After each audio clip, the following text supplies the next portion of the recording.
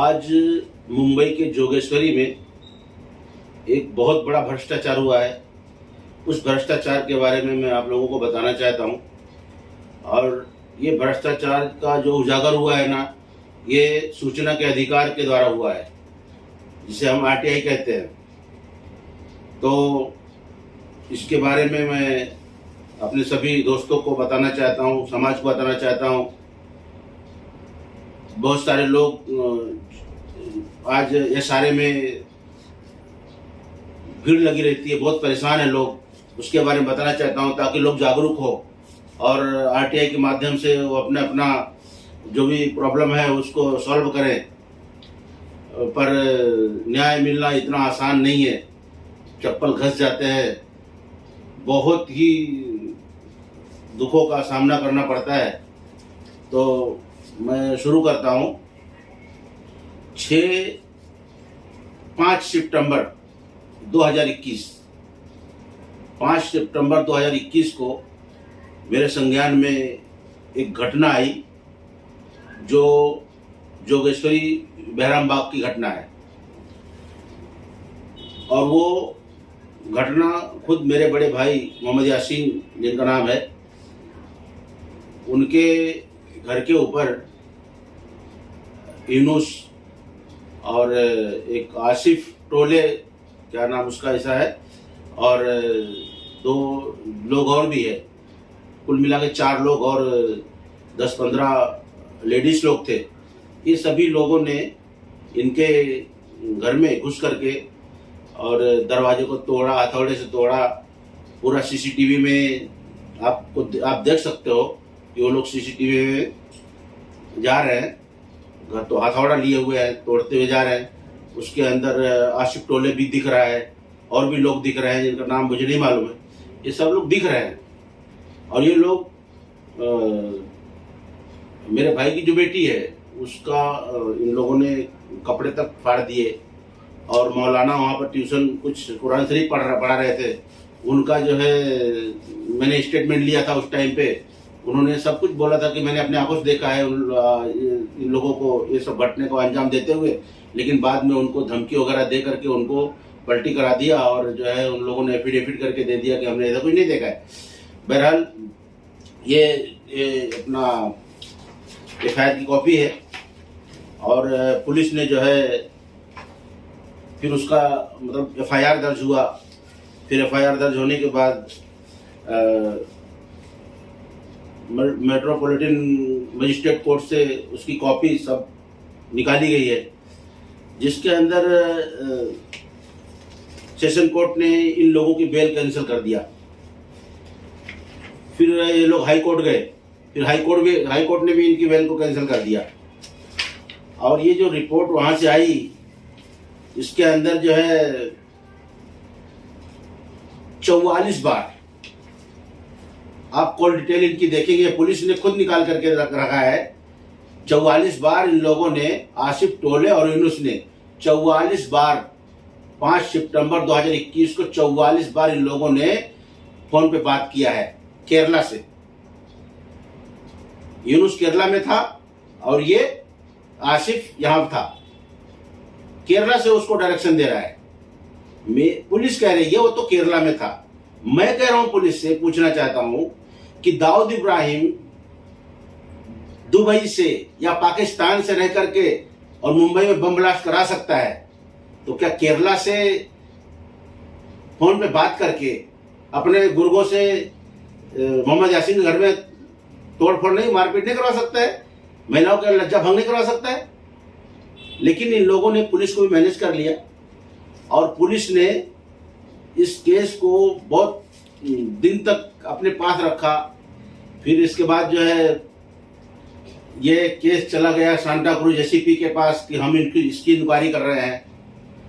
तो अब इन लोगों ने इसको एनसी समरी दाखिल कर दिया है, मतलब फाइनल रिपोर्ट लगा दिया है कि ऐसी कोई घटना हुई नहीं।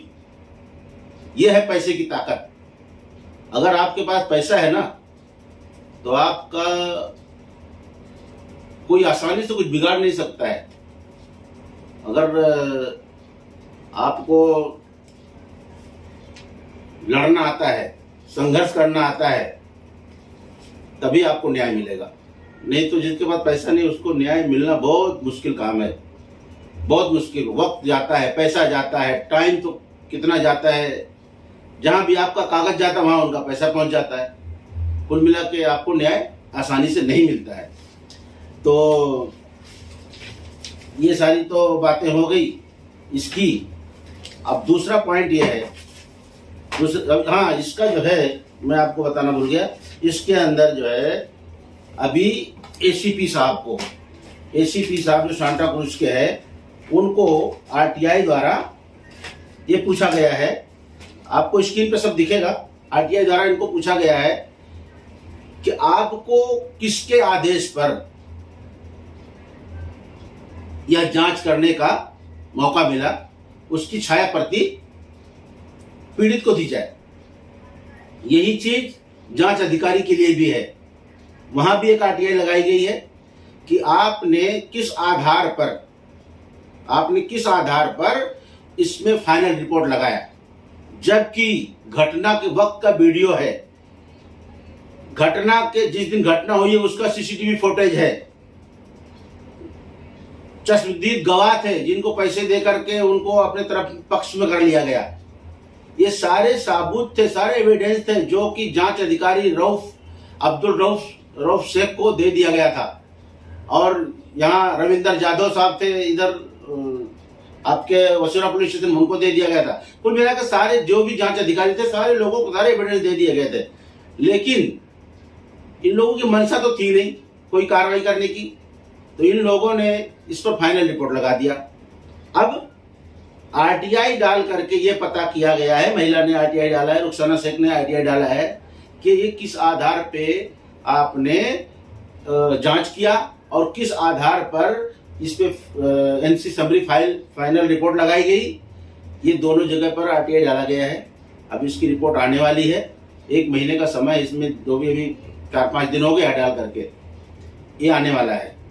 अब जो सबसे बड़ा घोटाला है, खुलासा है, अब वो मैं आपको बताने जा रहा हूं कि जोगेश्वरी में आनंद नगर एरिया लगता है, मातोश्री चाल, वहां पर मोहम्मद यासीन बिस्मिल्लाह शेख, ये वहां पर काफी सालों से रहते थे।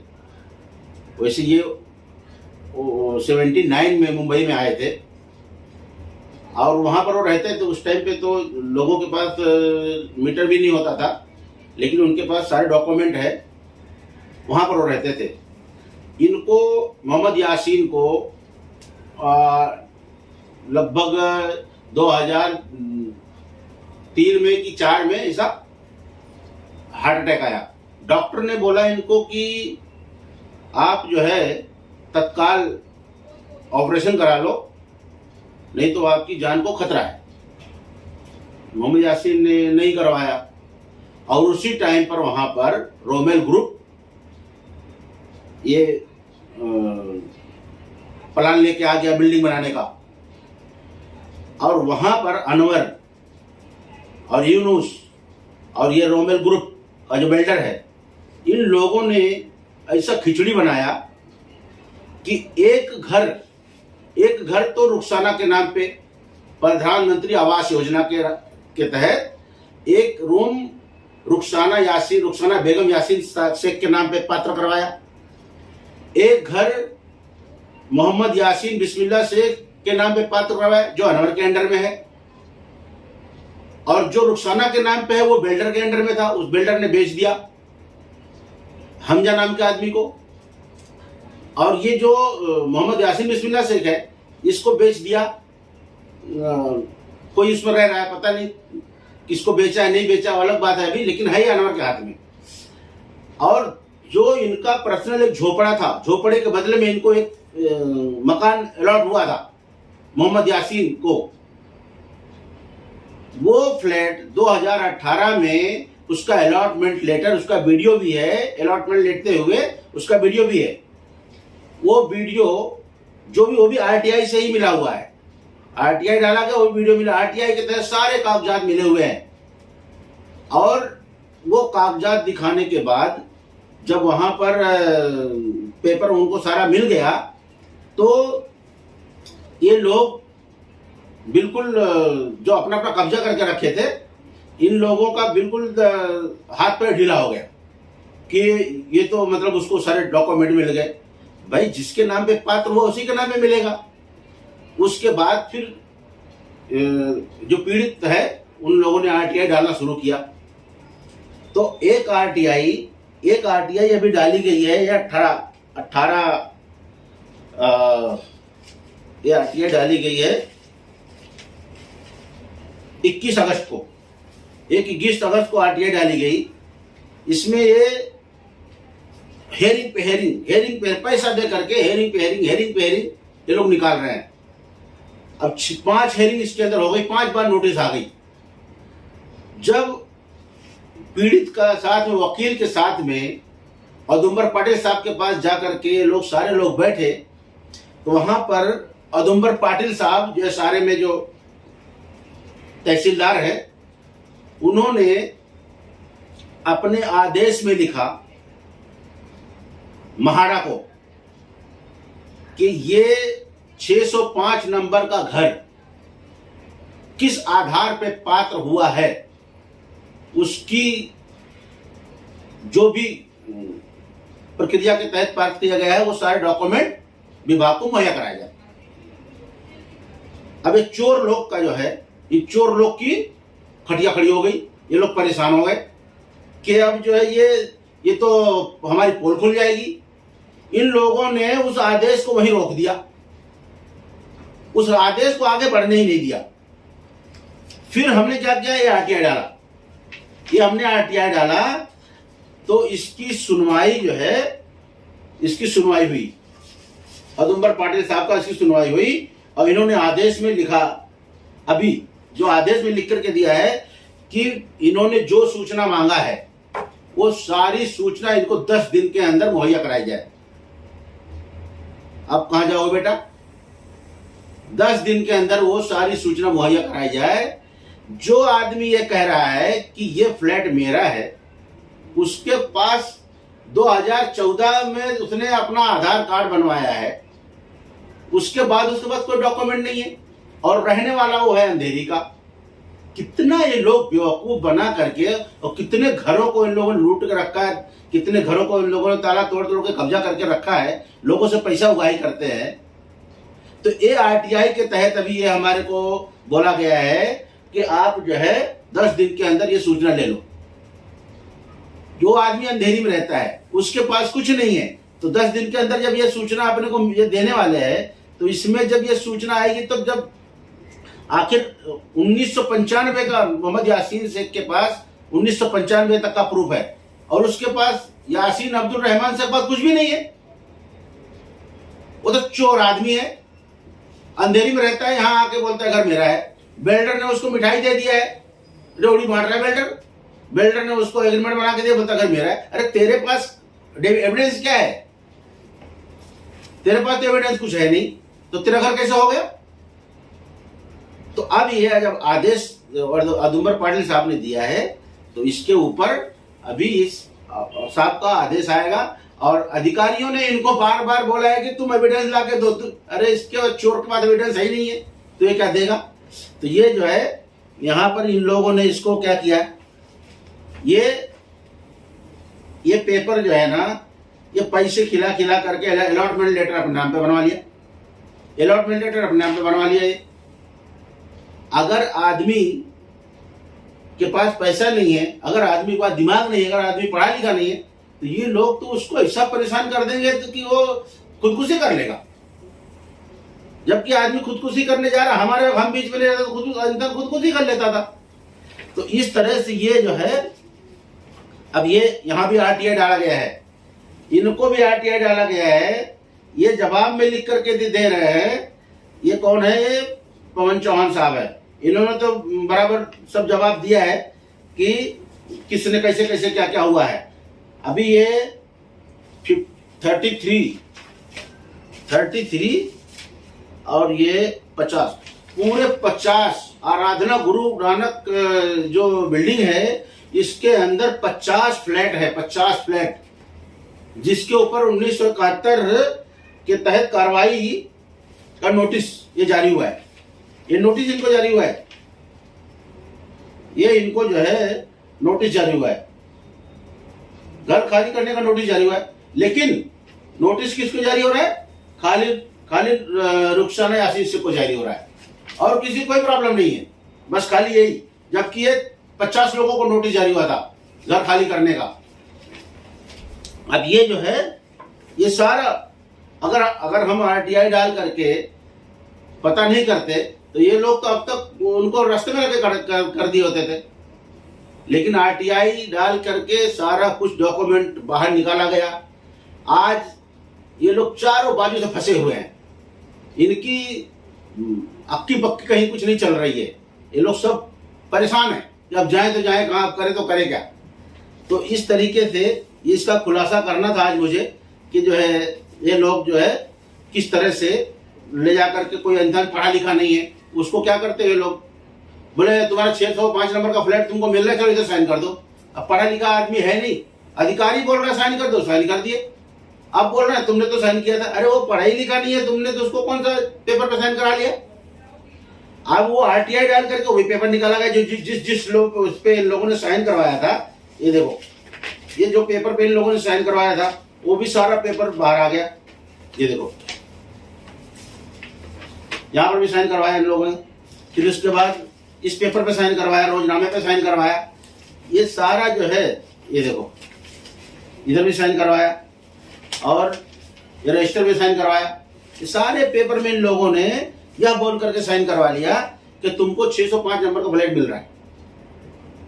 अब 1015 का जो मामला है वो मैं आपको बता रहा हूं।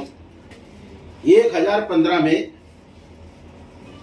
ये हड़बड़ करके जाके ये आदमी जाके अलॉटमेंट लेटर लेकर के आ गया। ये कहता है मोहम्मद यासीन बिस्मिल्लाह शेख मैं हूं, या आप फोटो में देख रहे हो, स्क्रीन पे भी अभी आपको दिखेगा। ये आदमी बोलता है कि मैं हूं, और ये लेकर के अलॉटमेंट लेटर लेकर के आ गया। अब हमने इसको कंप्लेन किया तो वहां पर जो मैडम है संध्या बावनकुले, बहुत ईमानदार महिला अधिकारी है, वो बहुत ही ईमानदार। उन्होंने मुझे लेटर दे दिया। उन्होंने लेटर दिया और उन्होंने लेटर में लिख करके क्या दिया है कि ये जो परियोजना है, ये परियोजना चालू हुई है, कभी हुई है 2005 की परियोजना है। और इन्होंने भी बोला, संध्या बावनकुले मैडम ने बोला महाड़ा से संबंधित अधिकारी से, उन्होंने बोला कि ये जो फ्लैट है 172 नंबर जो ये है और फ्लैट नंबर 1015 है, ये किस आधार पे आपने पात्र किया है, इसकी फोटो कॉपी और इसका जो भी डॉक्यूमेंट लेकर के आपने पात्र किया, उस सारे कागजात संध्या बावनकुले मैडम ने अपने पास मंगाया है। लेकिन इसके अंदर भ्रष्ट अधिकारी भी इतना ज्यादा है कि आज 4 महीने से ज्यादा, 4.5 महीने का दिन हो गया, इसका जवाब ये लोग नहीं दे रहे हैं। ये अपने अतड़ी में घुसड़ के रखे हुए हैं, इसका जवाब ये लोग नहीं दे रहे हैं। कम से कम 15 मरतबा मैं महाड़ा में जा चुका हूं, लेकिन इसका जवाब नहीं दे रहे हैं। जो वहां के बड़े अधिकारी पाटिल साहब हैं, उनके साथ में मेरी आधे घंटे तक आर्गुमेंट हुआ मेरा। उन्होंने बोला कि आप भ्रष्टाचार से लड़ रहे हो, हम आपके साथ है और इसका डॉक्यूमेंट आपको मिलेगा, आप 2-4-5 दिन रुक जाइए। 2-4-5 दिन के बाद गए, फिर वो भी सरेंडर हो गए। अब हमने इसकी भी आरटीआई डाल दिया है, इसकी भी हमने आरटीआई डाल दिया। 30 दिन के अंदर इनको ये जवाब देना है। अगर ये नहीं देंगे तो मैं कानून मंत्री को लेटर लिखूंगा, मुख्यमंत्री को लेटर लिखूंगा, राज्य सूचना आयोग को लेटर लिखूंगा, और इनकी जो कारगुजारी है ना, इन सबको मैं बताऊंगा।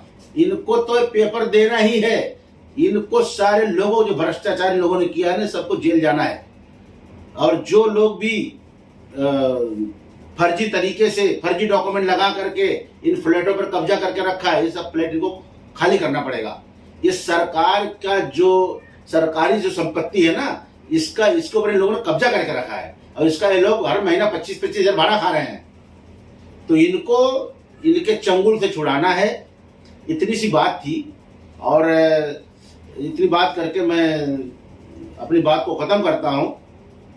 और आप लोग जो है, अगर आपका भी घर इस तरीके से कहीं है, झोपड़ा है था, या आप भी कहीं परेशान हो इस मामले को लेकर के, तो मेरा नंबर है 9820743555। आप मुझसे संपर्क कर सकते हो। मुझसे जितना भी बन पड़ेगा मैं आपकी हेल्प करूंगा। और इस तरीके से हर जगह पे बेईमान लोग हैं जो बेईमानी कर करके गरीबों को परेशान करके रखे हुए हैं और इनको न्याय नहीं मिल पा रहा है। तो आप जो है, आपकी क्या राय है इस मामले में, आप मुझे कमेंट बॉक्स में जरूर बताना। और बाकी आपने मेरी इस वीडियो को देखा, इसको शेयर भी करो, लोगों तक पहुंचाओ। और अगर आप भी आरटीआई डालना चाहते हो किसी मामले को लेकर के, तो आप भी आरटीआई डालो और आपको न्याय जरूर मिलेगा। न्याय परेशान होता है, न्याय जो है ना वो परेशान होता है। न्याय मांगने वाला परेशान होता है, लेकिन न्याय मांगने वाला पराजित कभी नहीं होता है, ये सच है। मैं अपनी वीडियो को यही खत्म करता हूं। आपने वीडियो को सुना, आपका बहुत बहुत बहुत बहुत धन्यवाद।